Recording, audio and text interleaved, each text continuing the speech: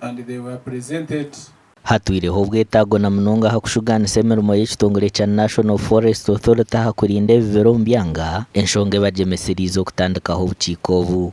That's why we have come over here and saying the forest is for all of us. The forest in Bushenyi is for the people of Bushenyi. We will sit in Kampala. If these people cut all the forest here, tomorrow this place becomes a desert, the people of Bushenyi will suffer, and ultimately the whole Uganda and the whole world.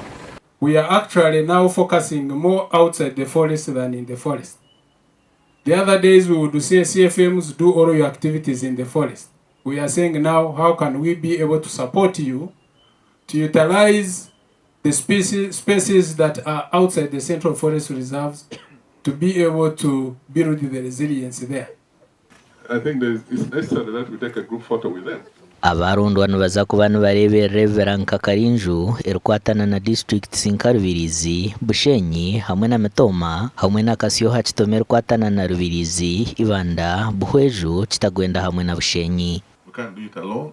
We are saying we have to work as a team, and that's why we have created committees today. That's why we informed the RDC, the LCFI, so that teamwork continues. Our security are there. If they are not enough, we have a whole 3,500 UPDF, or even we have about 2,000 policemen. We can always bring them here if need arises. No kureba ngo bamaniginga isebera kurungi cyarugamo ibintu birungi na services nungi ezirayambe ihangeri cyambe district na munonga yanje Bushenyi okureba ngo ibintu byabaje nitwisa oxygen ebimera biri kutwara kandi bikiza carbon dioxide shoza carbon dioxide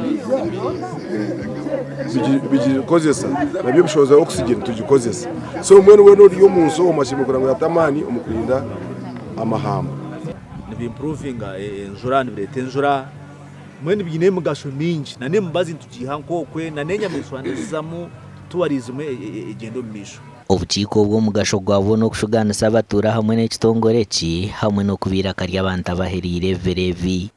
And it is our hope and desire that they are going to execute their role with dedication and diligence.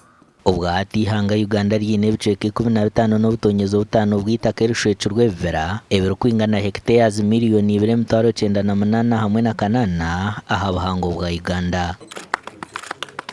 Aha bwa TV West ndi era akiza.